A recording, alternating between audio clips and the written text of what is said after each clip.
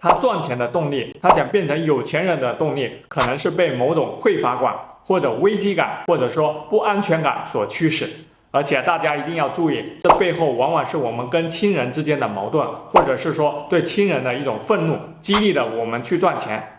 嗨，大家好，我是建平，欢迎来到有钱人和你想的不一样。今天是我们的第3节课。在上一节课我们讲到了语言对我们的财富蓝图的影响。接下来我们来看第2种对我们财富影响非常大的东西，它叫做模仿。模仿是什么意思呢？大部分人其实这辈子我们都是跟着别人学习。有没有人想过，我们最重要的金钱观念，这些观念、这些信念都是从哪里来的呢？没错，其实我们大部分人真正的金钱信念和金钱观念，全都是学习我们的父母的。不管这本书作者所在的美国社会也好，还是中国社会也好，其实我们发现在所有的正规教育里面，或者说在社会朋友之间，大家其实是比较少谈论钱的问题的。而关于金钱的问题被涉及到的方面，总是让人觉得和自尊和面子很有关系，所以大家都是关起门来谈。我相信在座的大家从小到大，在成长过程中也一定会和父母之间，不管是我们听到的父母关于金钱的很多言论，还是我们自己跟父母的很多关系，其实都跟钱是分不开的。所以在这里我会用作者的一些例子和我们自己在生活中的一些经历，跟大家去反思一下，我们的父母究竟是如何影响我们自己的财富金钱观念呢？这里作者他举到了一个例子，他爸爸那个时候他爸爸是一个什么样的人呢？他是一个赚钱比较辛苦的小承包商，所以他们家有时候生意好的时候就开一顿锅，然后他爸爸就变成世界上最好的人，对吧？然后就会给作者很多的钱，对作者说去吧，去买你喜欢吃的东西。这个时候他们父子俩的关系就特别好。再过了一阵子他爸爸就把那个钱挥霍完了。只要他爸爸一没钱，对他的态度就会急转直下。他只要说我要一点钱去看个电影，他爸爸就说你凭什么？你不配，你不值得去看电影。我想其实很多人都有过类似的经历。在这个过程中其实我为什么一定要把这一块挑出来讲呢？我觉得作者他写得非常好。第一个我们发现我们自己对于金钱的处理方法和模式，很大程度都是在延续。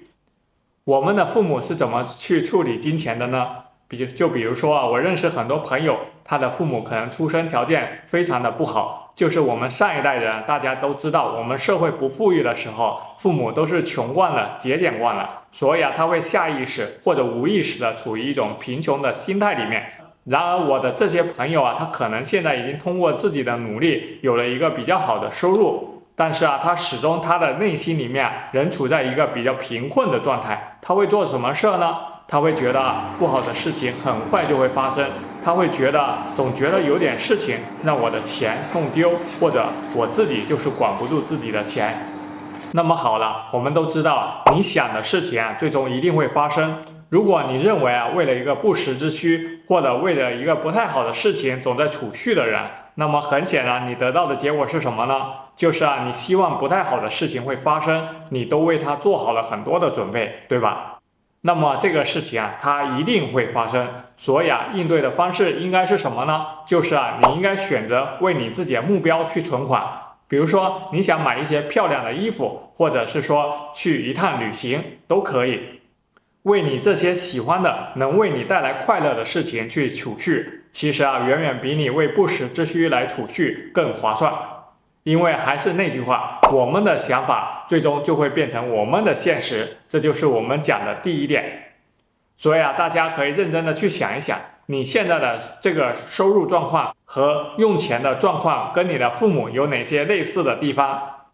然后在这一点上面我们同样也是通过一个方法，就是我察觉到了之后，我再去做修改，我去让我自己跟这些信念和观念划清界限，为自己重新注入一些更好的，对自己更有帮助的信念。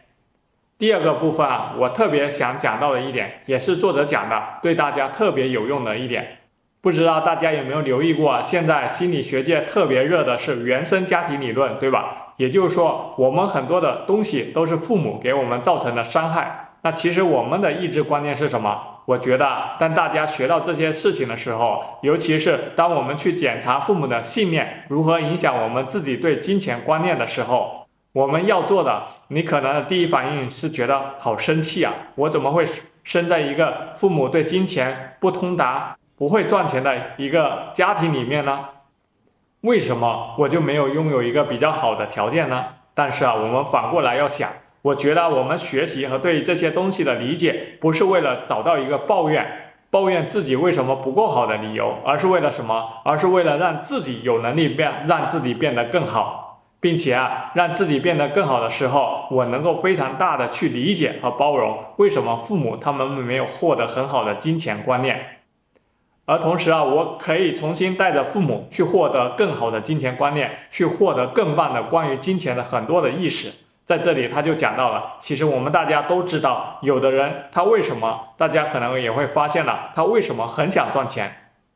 他赚钱的动力，他想变成有钱人的动力，可能是被某种匮乏感或者危机感或者说不安全感所驱使。而且大家一定要注意，这背后往往是我们跟亲人之间的矛盾，或者是说对亲人的一种愤怒，激励了我们去赚钱。